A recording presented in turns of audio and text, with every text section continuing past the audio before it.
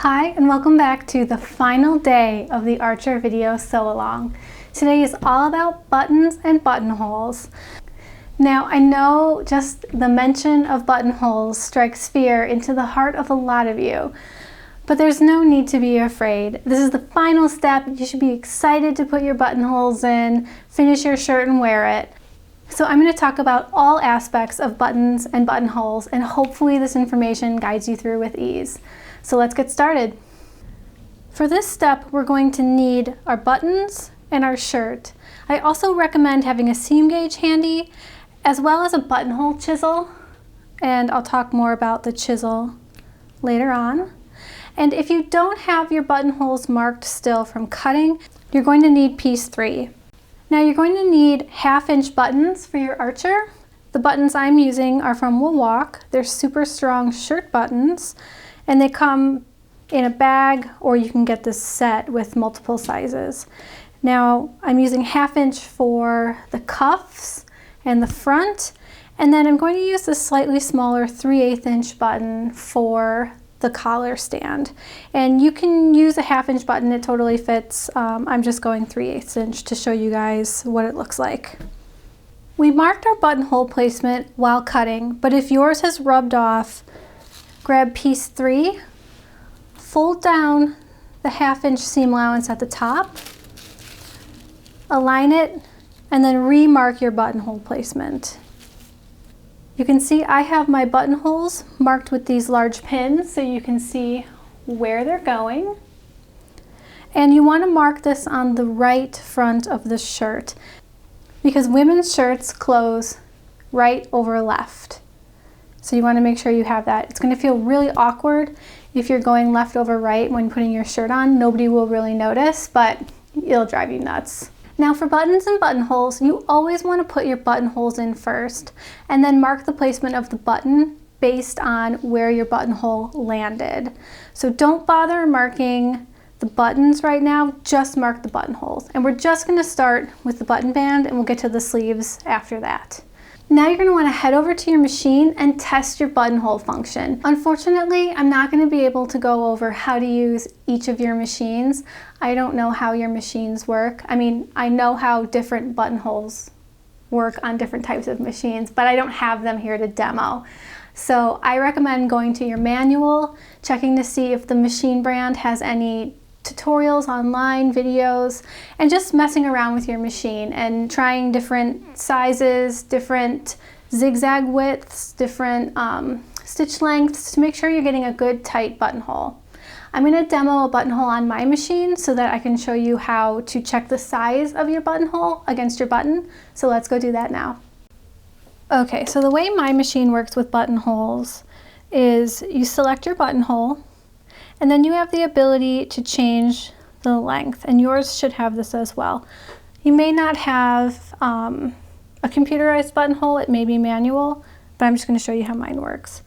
So then you choose the length, and then you just align your buttonhole up, and you can increase, decrease, but essentially they just want you to select the size of your buttonhole.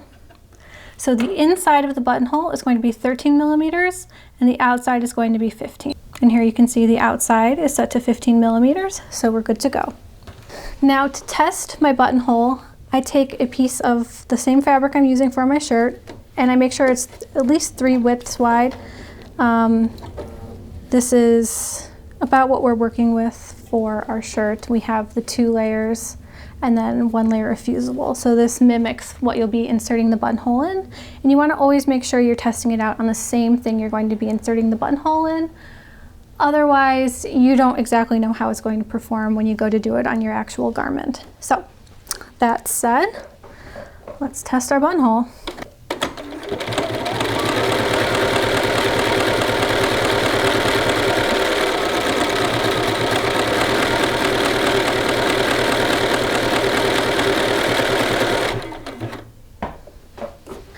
All right, so here's our buttonhole. We're going to want to cut this open to test the size. Now I use a buttonhole chisel, and you put this block underneath the buttonhole, line up the chisel, and then just press down and it cuts open the buttonhole. It's really easy. It's also a very safe method to cutting your buttonhole. Now, I also know that this method is something you all love to argue with me about. A lot of you put a pin in the end of your buttonhole and then use a seam ripper to rip up and hope that the pin stops the seam ripper. But I will tell you, in all the times I've taught the Archer and my time in fashion school and teaching, that doesn't always stop it. I have seen a pin in here, the person goes up, hits the pin, and they're using so much force, because it does take a lot of force to get a seam ripper through this much fabric and interfacing. It hits the pin and it goes sideways, and then you have a huge cut off to the side. And I've seen that happen multiple times. So if you're okay with the pin method, you go for it, but you're never gonna see me do it. So chisel all the way, guys. All right, now that our buttonhole is opened, we're gonna wanna test that our button fits through. And I like it to be able to smoothly go through. I don't want to have to force it through, but I also don't want it to be too big. So you can see there's not really any wiggle room top to bottom, but it smoothly passes. So that's great for me. So make sure your buttonhole is exactly the size you want it. You may have to do more than one test buttonhole. I tested mine before I got started filming, so you guys didn't have to watch me go through a few buttonholes. But yeah, once you have it, we're ready to insert our first batch of buttonholes. Now, one thing you're going to want to make sure you have before you get started on your buttonhole is a full bobbin and a full spool of thread, because the worst thing ever is seam ripping a buttonhole that ran out of thread. It leaves just a disgusting, holy mess that sort of comes out when you wash, but I feel like I can always see it. So just, you know, pack your bobbin full, make sure you got a fresh spool of thread, and then you're good to go.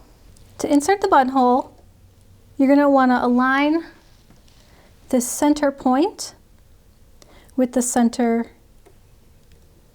of your foot. So your machine will be going down to the left and then back up to the right. And that way the slit is in the center. So again, you'll have your light on because you don't need to film yourself. Sink your needle. Remove your pin if you're using one to mark.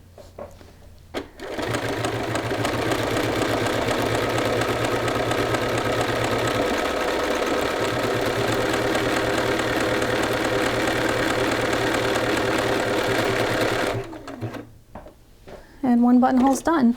So instead of snipping everything at once, I just move it on down to the next one.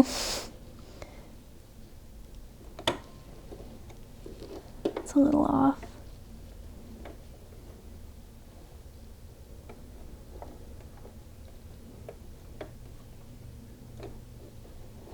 There we go.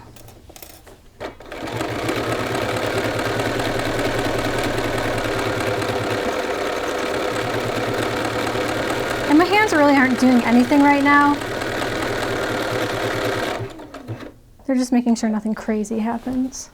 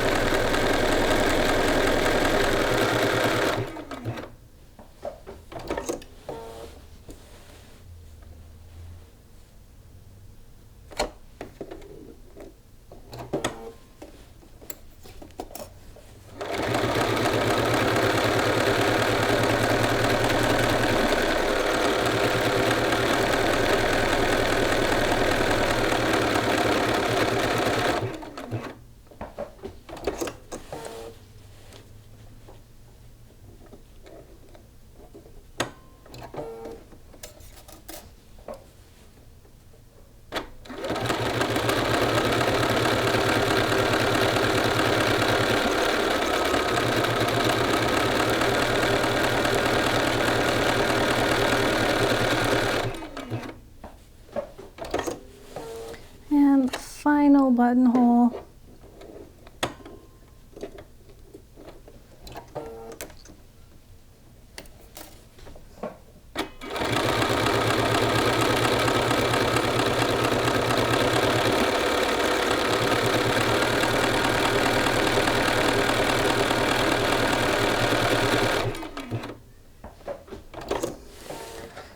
clip that.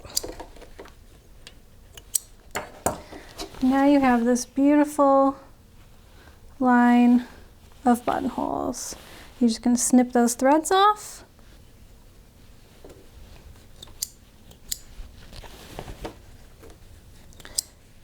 And you can snip as you go if you want. I just find this takes less time. And if there's one thing I think you've probably all learned about me, is it's the less extra steps that I have to do, the better. This also uses slightly less thread. And when I say slightly, I mean slightly. But you know, when you go through as much thread as we do, every little bit helps.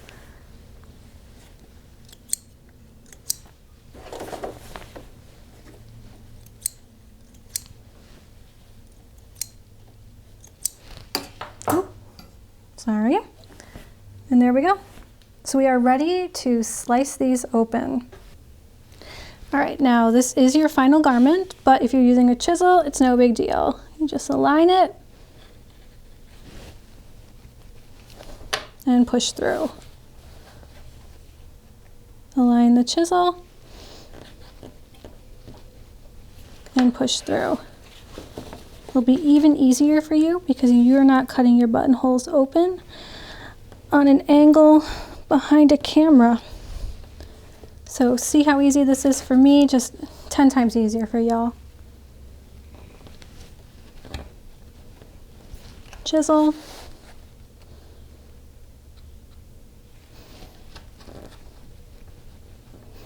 Chisel. And the final one.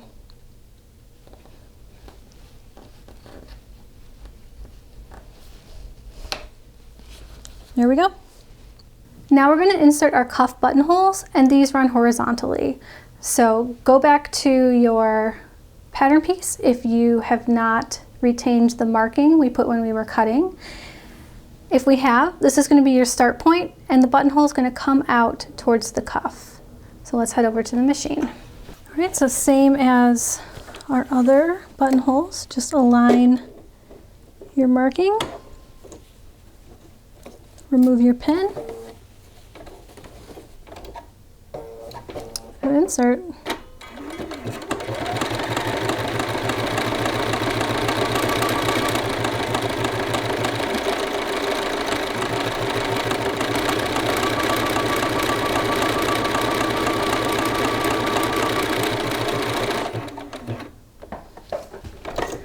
Now repeat that for the other cuff and then slice your buttonholes open. Now for the collar stand button, I'm using this 3/8 inch button. So I just went through and adjusted my buttonhole. And here you can see, just slides in, nice and easy, not a ton of wiggle room up or down. So we're gonna go ahead and insert this into our collar stand.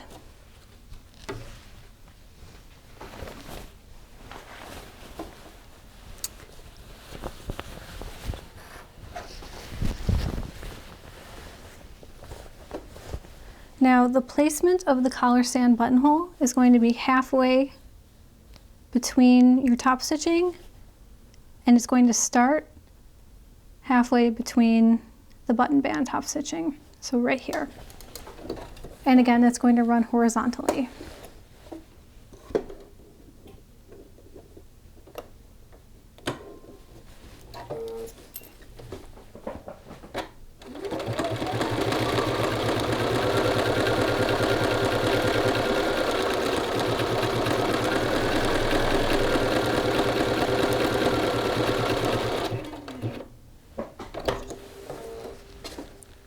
Remove that and trim your threads.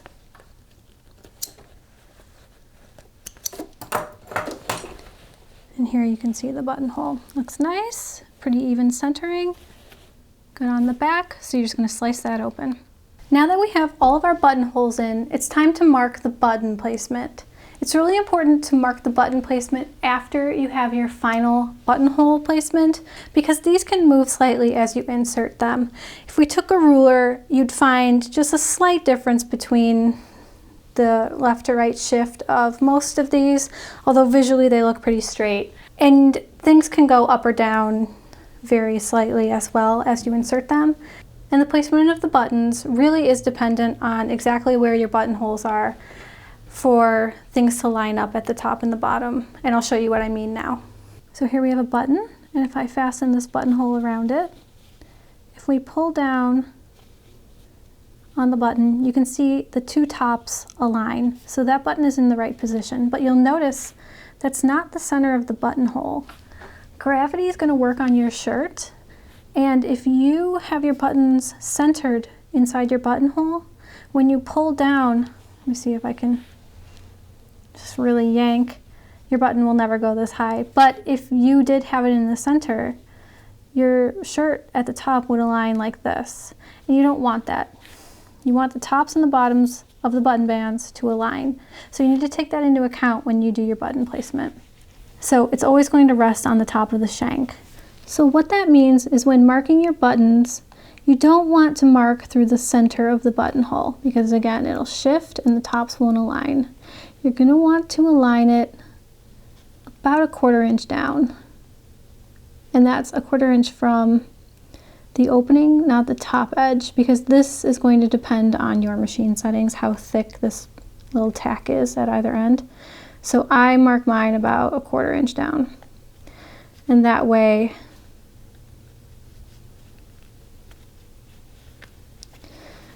the top of the button shank hits here and things stay aligned.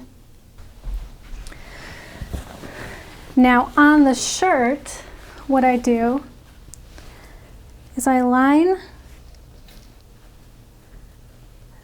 the collar stands, the hem of the collar stands. I flip my shirt over and I just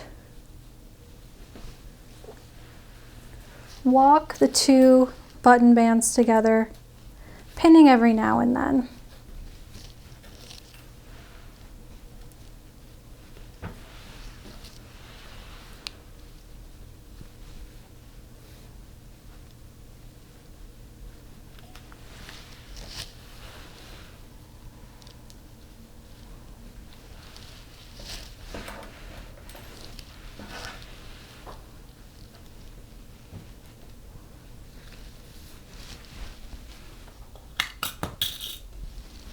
And here you can see the two ends are perfectly aligned. And that's what we want in our final placement. I then take a pin and I just put it through that 1/4 inch and pull it through the buttonhole to mark.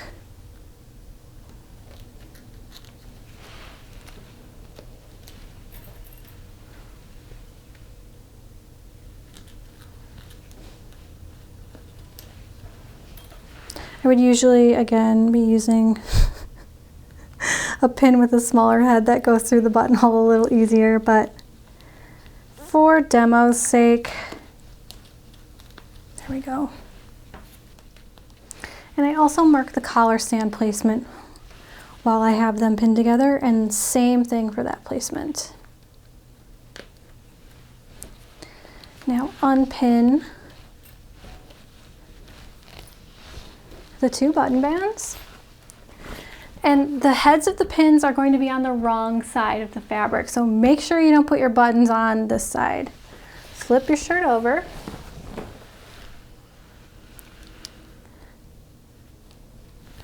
and I then mark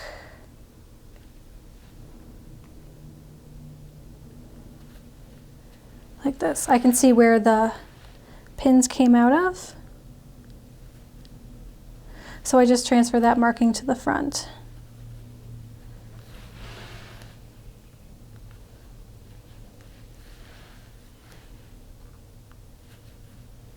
All right, and there we have our button placement. Now there are two ways to sew your buttons on. You can sew them on by hand, which I'll show you on a scrap because I'm not doing that for all of these. Or you can use a button sew-on foot. And I'll show you a button sew-on foot over at the machine now. This is a button sew-on foot.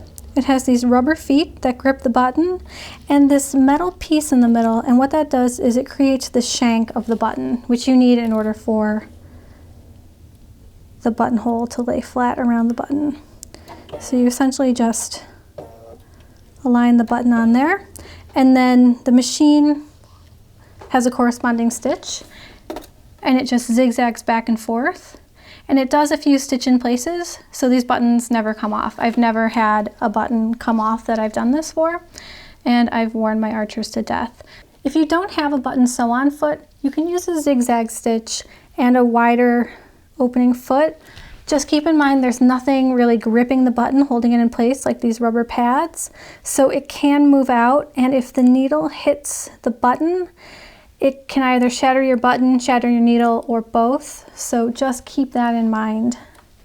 Now, the button sew-on foot just goes back and forth, so whatever pattern you want to do inside these 4 holes is up to you. You can go back and forth in 2 different stitches here. You can do a cross. I like to do a cross usually. I put the button on straight and then cross them. So this is how I do that. Align my button.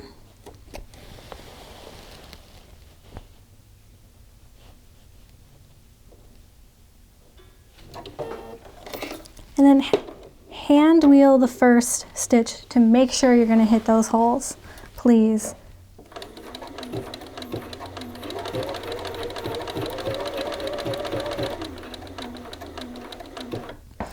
Now, instead of cutting my threads right now, I just slide it out and head up to the next button.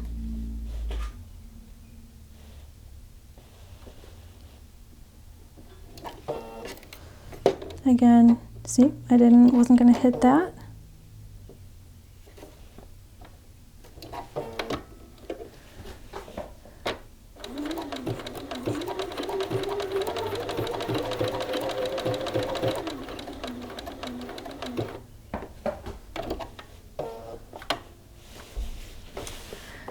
Next button, and of course it'll be easier for you to see what you're doing because you'll have your light on and you won't be working around a camera.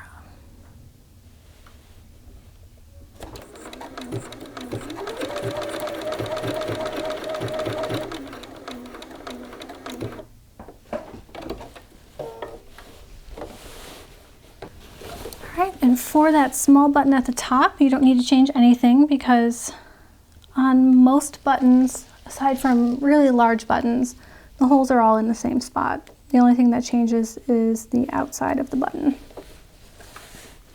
So,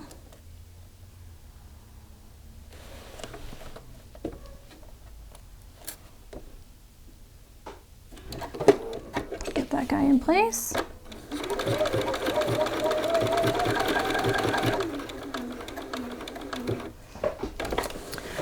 All right, now I only did one side of the buttons, as I'm sure you noticed. So just go in and clip all these threads. All right, now we need to sew back up across the other buttonholes.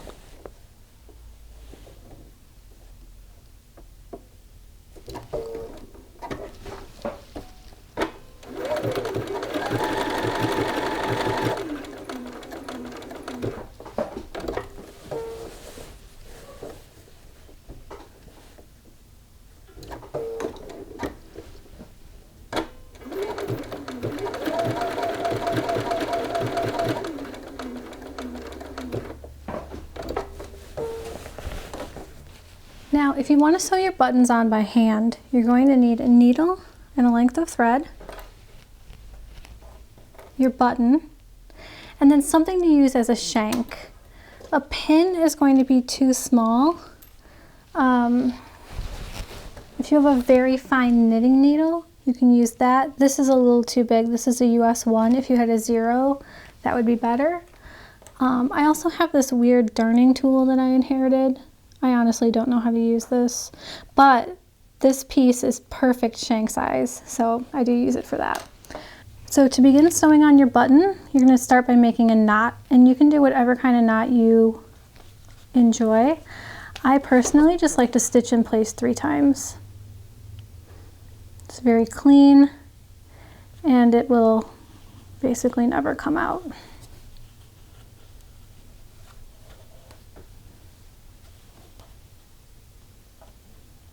One,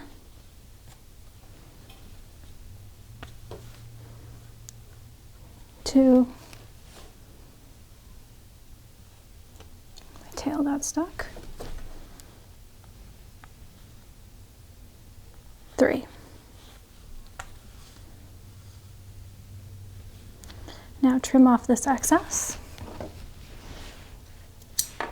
And you can see there's not going anywhere. You're going to then align whatever you're using as your shank. And I'm just going to stick mine through my 3 stitches. And then you're going to start sewing your button on. Making sure that the 2 sides go over the shank.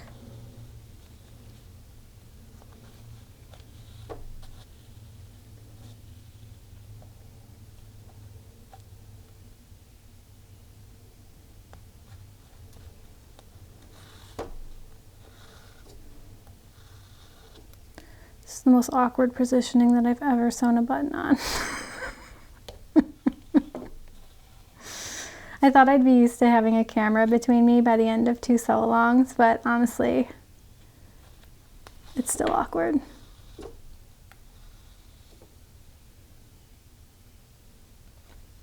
So just go back and forth a few times. Put your needle in through the back and down through the front.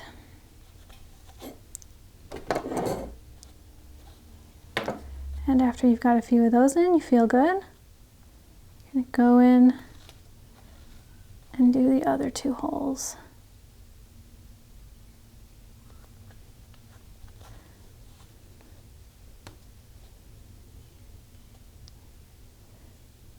Definitely just tried to sew through my finger. Isn't it crazy? Like, you can actually sew through a few layers of skin before you even feel it. I'm sure a lot of you already know this, but it still always surprises me. I've hemmed my finger to a garment a few times.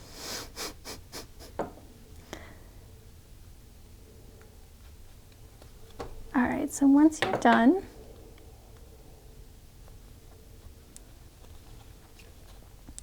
you're going to bring your needle up through the back, but not through the needle. Now we're going to wrap the shank. So remove your piece. You're just going to run the thread around a few times, and that just helps create the shank. So at that point, I go around one time. Oops. And I thread my needle through the loop, bring it back to the back. And you guys are going to be able to see the back when you're doing your button. But you can see I have a little X here. This is my original back and forth. So you're going to then tie another knot, which I'm just going to go back in with 3 stitches in place.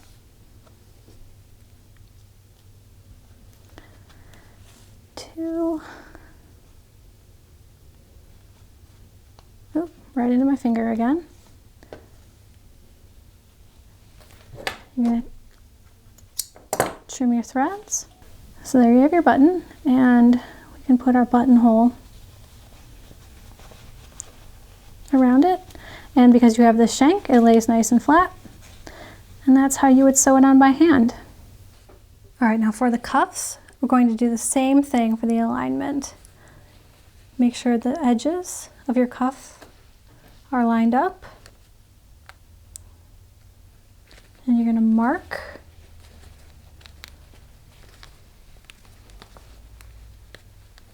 your placement. Use a pin without a large head.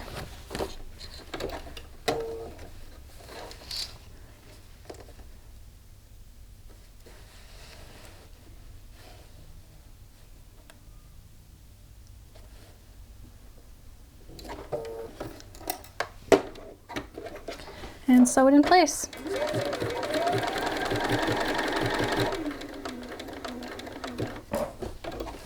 One side.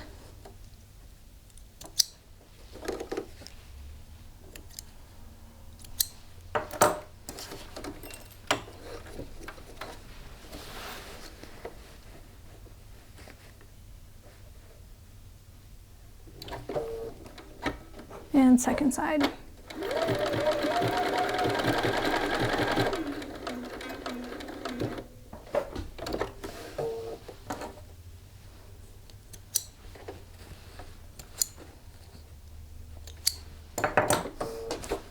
And that is it. You can